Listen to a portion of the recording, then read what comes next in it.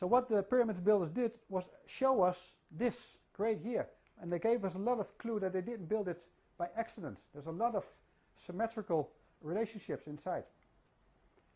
Most people know there are 3 big pyramids in Gizeh, but there are also a number of small ones. Here we see the 3 small ones next to the smallest big one. This is a top view. Here we see the 3 bigger ones. This is the biggest pyramid. Here we see 3 small ones, and here we see another 3 small ones, and there are more. Here's even one more, and also there's one more. So in total there are 11 pyramids next to the Sphinx. If you look carefully, you can see the Sphinx here, the Great Sphinx. Here we see a map of it. What does it mean? Let's count the small pyramids. Here we find 3, here we find 1, and here we find 4. What does it mean? This means, of course, pi. The pyramid builders were showing us pi. Pi means the ratio between the circumference of a circle and the diameter. So let's draw that circle. Here we see that circle. It exactly hits the northeast corner of the big pyramid, the greatest pyramid.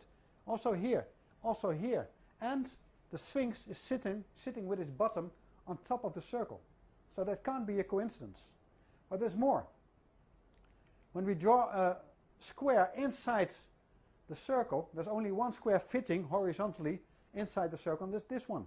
It goes exactly over the sides of the Great Pyramid and also on the lower side, the south side of the smallest, bigger pyramid. What are the odds? There's more.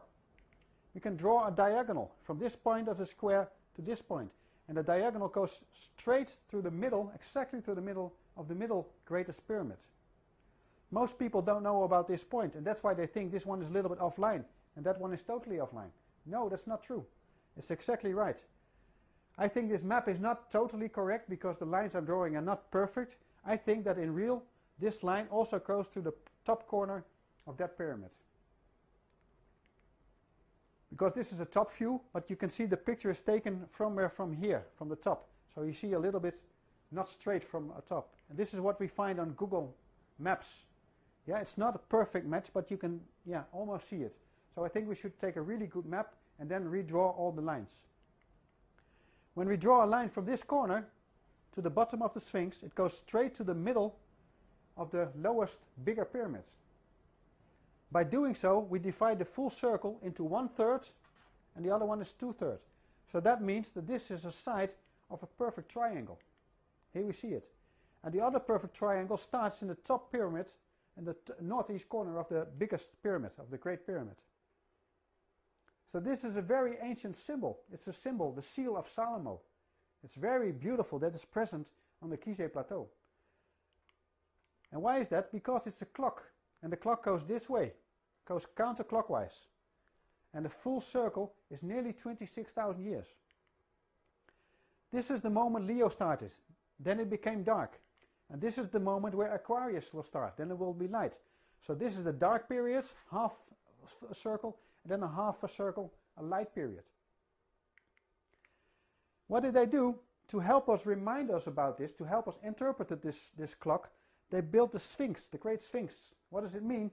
This is the body of Leo, of a lion, with the head of Aquarius. That is what we see here. It's very obvious, but we didn't see it for thousands of years. So what does it actually mean? This is a moment in time. What moment in time? How can we precisely know what moment it was?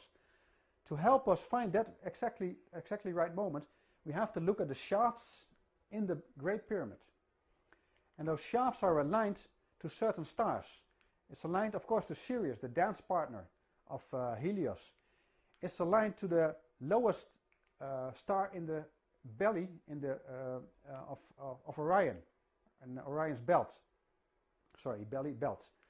And these two stars also. We first saw Tuban. We saw in the previous part, Tuban is on the circle of the precession, and also this one is related to the precession cycle. So the pyramid builders chose 4 stars to help us remind about the precession cycle. That's why they did it. The only thing we have to do now is to find the exact moment in time when those stars were perfectly aligned with the shafts inside the Great Pyramid, from the King's Chamber and the Queen's Chamber. And that moment, according to my calculation, is 2309 BC. So we know that this moment is nearly 2300 BC. We just go back in time. We'll do that later. These three pyramids represent, everybody knows that because of the work of Robert Bauval, represent the stars in the belly, in the belts of Orion. And that's exactly what we see. We see here 3 stars horizontal. Yeah? They are horizontal here. What does that mean?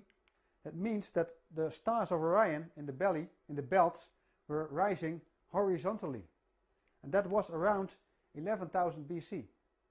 Yeah, we saw them nearly all the same time rising above the horizon. So when we go back 2 times this period, 4,320 years, then we come here. 10,949 BC. That was the moment here. That is when Leo started. So that means that after a period, we are now here. After nearly 13,000 years. This is what we should see now.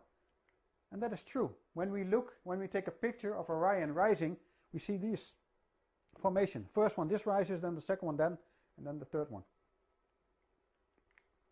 So that means that this is the current time. And that will be 2012. That is the moment when we hit the light period again, when we go to the age or the eon of Aquarius. So we had 13,000 years of darkness, and then we will have again 13,000 years of light. And that is the message of the pyramid builders. In 2012, the great year spring will start, bringing a bright new day. And that is why all the dark systems we have now, the money system, the control system, all the divide and conquer is going on, all those things will disappear. We will make a full new start. We will reinvent everything, and we'll start a new way of living on this planet. Symbols reveal and they conceal. And that's why they're used, and that's why they're so important. They reveal to those who have eyes to see and ears to hear. And they conceal from those who do not have the eyes to see or ears to hear. In the book, Masonic and Occult Symbols Illustrated, we find this quote from Masonic author Charles G. Berger, who says that symbols came to have 2 meanings, the esoteric and the exoteric. The esoteric meaning was the true or original meaning, understood only by a few and closely guarded by them. The exoteric meaning was the invented or modified explanation intended for the many. This practice dates back to ancient Egypt and is explained by Dr. Robert Hieronymus, a member of a secret society called Co-Masonry, and author of the book Founding Fathers, Secret Societies. As with all secret societies, you have levels, and if you're on the lower levels, you don't even know they're upper levels. They don't even tell you. You bump into it by accident, or someone comes along. Now, in Scottish Rite, that's something different, because they know that there's a... But before then, and basically secret societies, let's go to ancient Egypt. To the ancient Egyptians, the priest would tell the serfs, the guys that tilled the land, they would say, the sun is God, okay?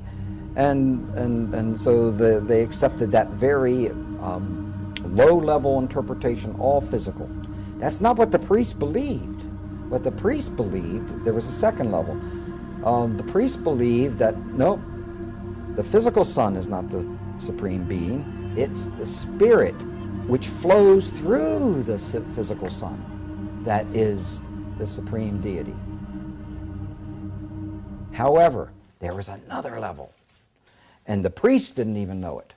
It's those that were involved and elevated to if I would have told you this 15 years ago, I might have gotten shot. But this is now, I'm so glad now that this is easy to talk about. The third level, which was a higher level of understanding, said, nope, it's not, that's not the sun. The sun is not the supreme deity. Nope, yes, spiritual energies come through the sun. That's not what we're talking about. What we're talking about is the star Sirius.